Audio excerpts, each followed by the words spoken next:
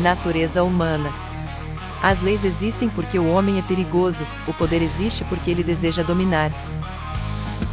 O Estado tenta organizar a convivência de criaturas que, no fundo, preferem subjugar umas às outras.